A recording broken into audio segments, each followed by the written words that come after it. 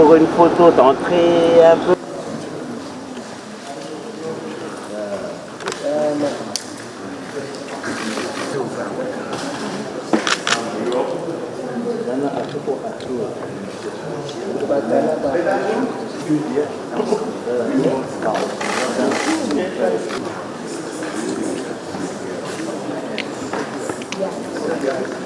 Bien.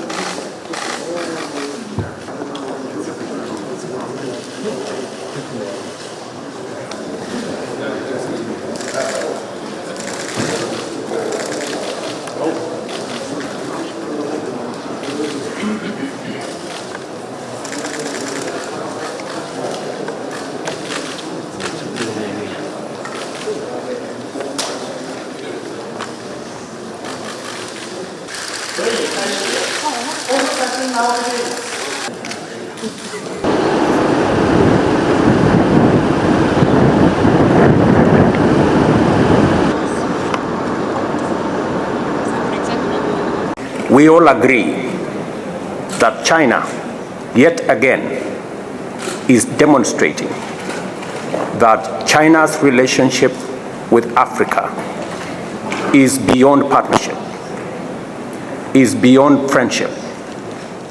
In fact, it is in the realm of brotherhood. Allow me to mention three things.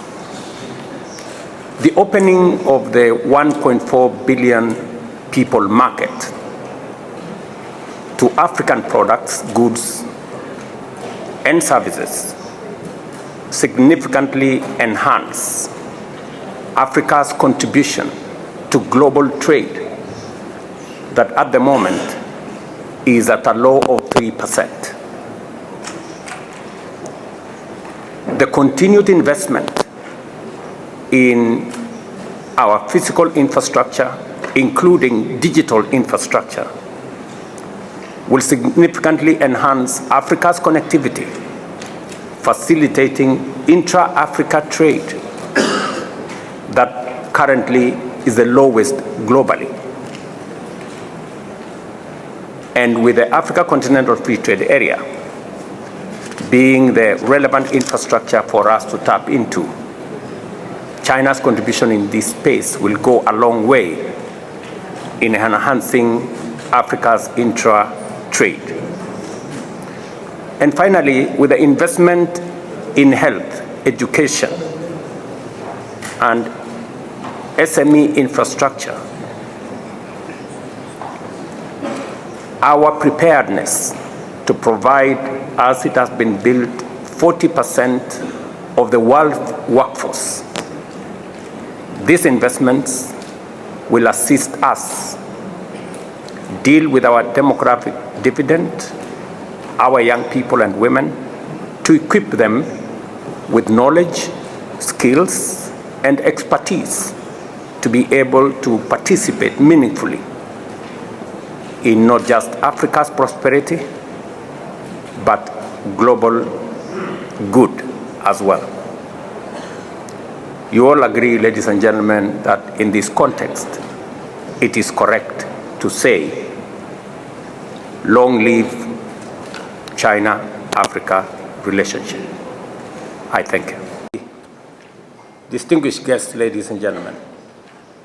First, I thank the people and government of China for inviting us for this very important and historic high-level meeting focusing on high-quality belt and road cooperation, and for their warm welcome extended to all of us.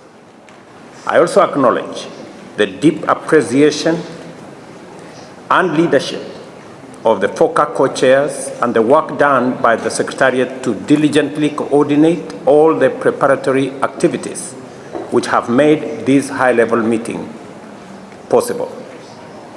Further, I take this opportunity to commend the strong vision and effective leadership through which His Excellency President Xi Jinping has made unique contributions to the strengthening of cooperation between Africa and China particularly through the Belt and Road Initiative and the 4 global initiatives which encompass a broad range of transformative undertakings in development, security, and culture, and for the wide-ranging statement and the 10-point partnership action plan that encompasses China's support for Africa to access concessional resources and credit facilities, and for opening up China's market to those of us in the African continent.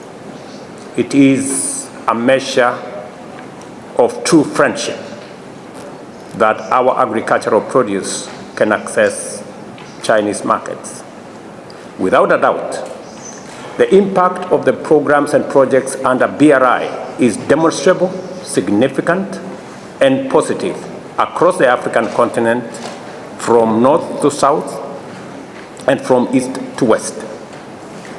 In Kenya, for example, we have, with the support and funding of China under BRI, completed 600 kilometers of standard gauge railway. We have completed phase 1 of Lamu Port. We have also completed a modern oil terminal in the port city of Mombasa, the expressway, and we have also completed thousands of kilometers of road connecting rural to urban Kenya, farms to markets, and transporting raw materials to manufacturing industries. The relationship between China and Africa and Kenya in specific is so real that this year, early this year, when I went to one of our rural towns, and the citizens were asking me for an airstrip, when I asked them where they wanted to travel to if the airstrip is built, they said they wanted to travel to China. And when I later found out, it was because the road in their neighborhood had been built with Chinese support, with a Chinese contractor. That is the depth of the relationship between China and our continent. We therefore fully appreciate the promise of the Belt and Road Initiative to transform Africa through road, rail, and air connectivity and other infrastructures, thereby unlocking the vast potential for intra-Africa trade from its present low level of 15%, and to facilitate the actualization of the Africa Continental Free Trade Area.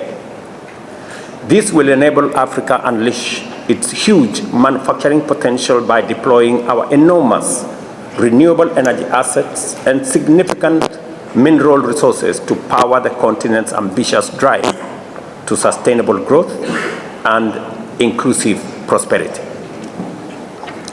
In recognition of this undeniable promise, we are, for instance, engaging China on extending the standard gauge railway from Kenya through Uganda, Rwanda, Burundi, the DRC, into Congo-Brazzaville, thereby linking the Indian Ocean to the Atlantic Ocean.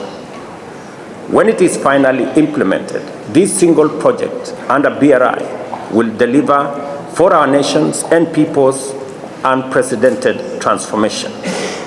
This gives us an outline of the magnitude of the entire BRI and the scale of possibilities that will come with it. As I underscore the enormous potential of BRI and acknowledge that the cooperation between Africa and China under the FOCAC framework is doing the best it can and actually yielding results, it is critical to also appreciate that Belt and Road Initiative's full promise has been severely undermined by major threats, key among them being severe global pandemics, shocks and wars, and an unjust international financial system, and climate change, which have subjected our economies to considerable stress and caused many developing economies, especially the least developed countries, majority of which are in Africa, to struggle under massive debt. In turn, this undesirable state of affairs has had the negative effect of making African countries unable to fully tap into the vast array of opportunities presented by the Belt and Road Initiative. It is for this reason that, in keeping with the best spirit of South-South solidarity, I respectfully call on each one of you, Your Excellencies, to lend your full support to China and Africa to work closely together on the following 4 critical areas. First, to urgently collaborate in championing a fair international financial system that enables Africa and other countries in the global South to benefit from available resources and opportunities. China, as a friend of Africa, should rally the rest of the shareholders to double their contributions to the multilateral development facilities like IDA 21, Africa Development Bank's replenishment program, as well as IMF's special drawing rights, to enable more African countries access concessional funding to support economies that are heavily affected. We received the news this morning of President Xi's statement on their contribution in this respect with a lot of gratitude. The second critical area requiring China's close collaboration is to work with Africa on debt treatment generally, and in particular, reprofiling of debt to incorporate a longer grace period and longer tenure for both existing and future financial facilities to provide fiscal space for uptake of urgent development financing in social, in matters infrastructure, and other sectors critical for stabilizing Africa's economies. Closely related to this is the urgent need for collaboration in reforming the international credit rating and debt sustainability systems. In this connection, I am happy to share with you that with the support of Africa Development Bank and other African multilateral banks, we shall be holding the first African meeting in Congo-Brazzaville next month to establish parameters for the proper evaluation of African assets and gross domestic product, and new modalities for determining Africa's debt sustainability using Africa's real wealth.